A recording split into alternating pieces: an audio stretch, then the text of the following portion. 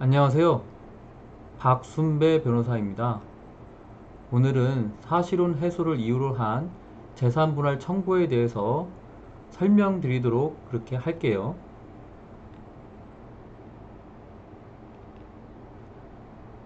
자, 그러면 목차를 보도록 할까요? 첫 번째로는 사실혼 파탄의 경위에 대해서 설명드릴 거고요. 두 번째로는 사실혼 관계의 존부, 그리고 세 번째로는 사실혼 관계 해소 방법에 대해서 설명드리도록 할게요. 자, 그리고 네 번째로는 상대방이 소송 중 사망 시에도 소송이 계속되는지에 대해서 설명드릴 거고요. 다섯 번째로는 분할 대상 재산의 기여도는 어떻게 산정되는지에 대해서 설명드리도록 하겠습니다. 자, 그러면은 이 사건의 사실혼에 있어서 파탄의 경위가 어떻게 되는지 그 부분을 한번 살펴볼까요? 자, A와 B가 등장하는데요. A는 사실상 남편이고요. B는 아내입니다. A와 B는 10년 전부터 동거하였는데요. A와 B는 서로를 여보라고 칭하였습니다. 그리고 A와 B는 친인척의 대소사에 참여하였고요. 그러던 중에 B가 교통사고를 당하였고 혼수 상태에 빠졌어요. 이후에 B의 자녀인 CD는 A가 중환자실에 있던 B에게 오는 것을 막았던 것이에요. B의 자녀인 CD는 B의 재산에 대한 대리권을 얻기 위해서 성년 후견인 결정까지 받았고요. 이후에 A는 CD의 행위를 도저히 참을 수가 없어서 B를 상대로 해서 배우자의 직계 존속이 기속이 자신을 부당하게 대우한다는 이유로 위자료 및 재산분할 청구 소송을 제기하게 되었어요. 그리고 위 소송 계속 중에 B는 끝내 사망하고 말았는데요.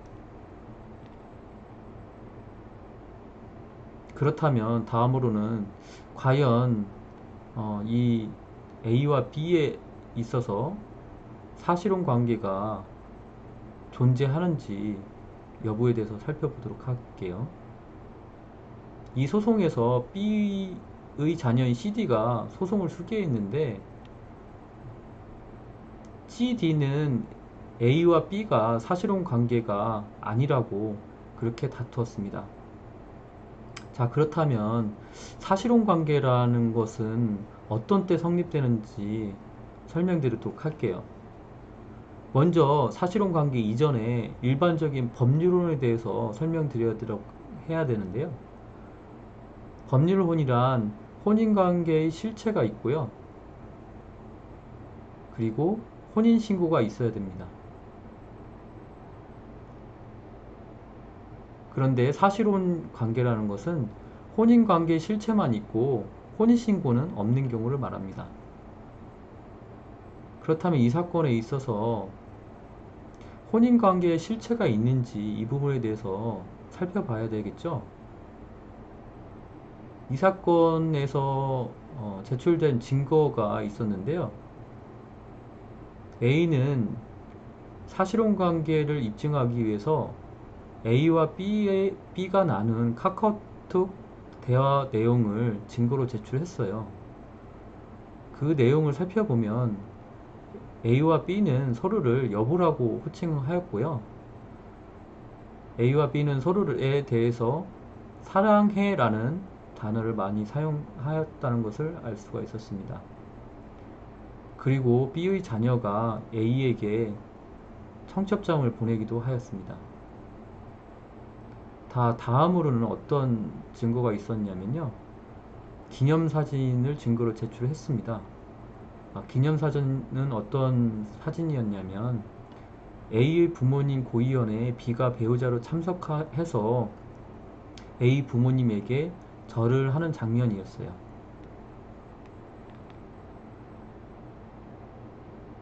그리고 CD가 A에게 자신의 결혼 청첩장을 보내고 자신의 배우자를 소개한 사실을 입증을 하기도 하였습니다. 그리고 A는 사실혼 관계가 맞다, 이런 내용이 써져 있는 진술서를 증거로 제출하였습니다. 그리고 결정적으로 A는 보험 증서를 제출했는데요. A와 B의 관계가 배우자라고 되어 있었던 것이에요. 이런 점들을 살펴봤을 때 A와 B는 사실혼 관계가 성립한다고 보는 게 맞겠죠? 자, 그러면 사실혼 관계가 성립된다 그랬을 때 사실혼 관계는 어떻게 해소할까요? 사실혼 관계는 기본적으로 아, 지금부터 나는 사실혼 관계를 인정할 수 없고 사실혼 관계를 해소하겠다. 상대방한테 이렇게 선언을 하면 됩니다. 그 의사표시가 상대방한테 도달하면은 일반적으로 사실혼 관계를 해소할 수가 있는 것이죠.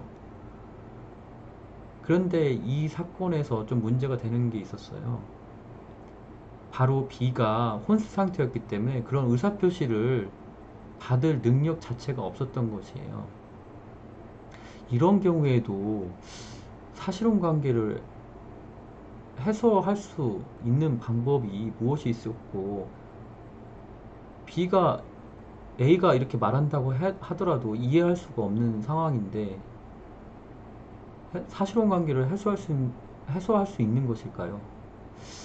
이 부분에 대해서 A가 B를 상대로 사실혼 관계가 해소되었음을 이유로 해서 위자료 및 재산분할 청구 소송을 제기하였고, 그 소장 부분이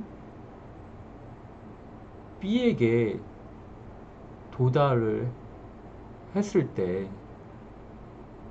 물론 B의 자녀들이 이 소장을 받았는데요. 이럴 때에도 사실혼 관계가 해소되었다고 볼 수 있는지가 문제가 되었습니다. 판례는 사실상 B가 혼수 상태일 때에도 사실혼 관계를 해소할 수 있다.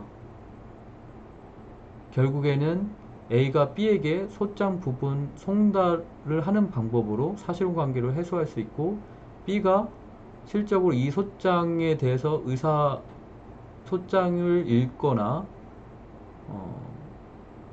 인지할 수 있는 능력이 없다고 하더라도 이런 경우에는 사실혼 관계를 해소할 수 있다, 이렇게 보고 있습니다.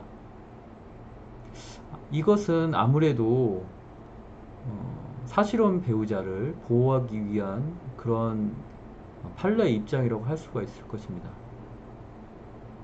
이와 관련해서 법률에서는 상대방의 유책사를 인정해야지만이 이혼 청구권이 있고 위자료 및 재산분할 청구권을 행사할 수가 있는데요.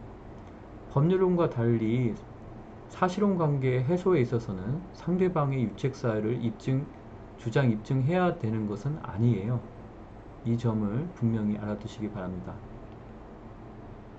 네 번째로는 이혼 소송 계속 중에 상대방인 B가 사망하여도 소송이 계속되는지 여부에 대해서 설명드려 볼게요. 결론적으로는 이혼 소송 계속 중에 B가 사망하여도 소송은 계속됩니다. 다만 B의 자녀인 CD가 그 소송을 수개하게 되어 있습니다. 이 사건에서도 B의 자녀인 CD가 소송을 수개하였고요. 다섯 번째로는 분할 대상 재산의 확정에 대해서 살펴보도록 할 것인데요. A와 B의 재산, 이 모든 재산이 분할 대상 재산이 되는지, 이 부분과 관련해서 다툼이 많이 이루어지고요. 이 사건 소송에서도 B의 명의로 되어 있던 부동산과 B가 교통사고로 인하여 갖게 되는 보험금이 분할 대상 재산에 포함되는지 여부에 대해서 다툼이 발생하였습니다. 먼저 B가 혼인 전에 취득한 부동산이 있었는데요. 이 부동산이 분할 대상 재산이 되는지 다툼이 일어났습니다.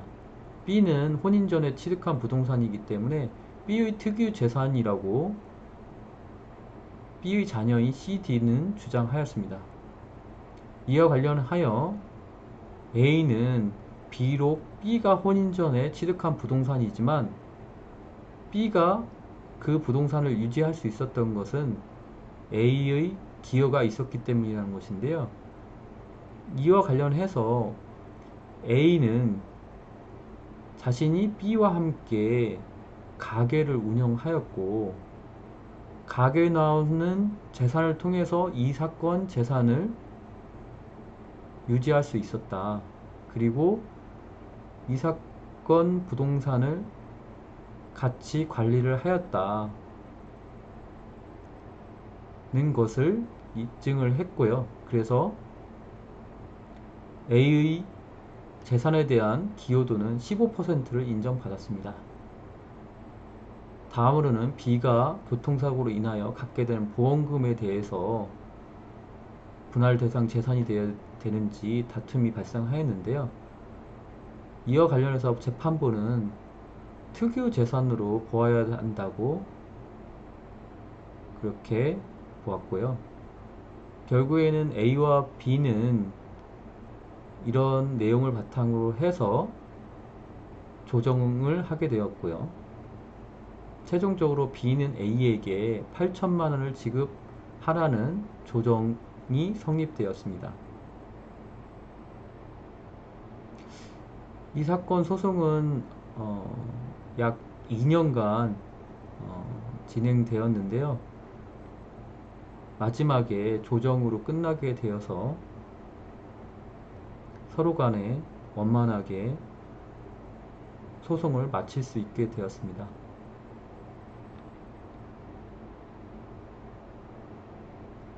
지금 보시는 장면과 같은 조정이 성립되었는데요.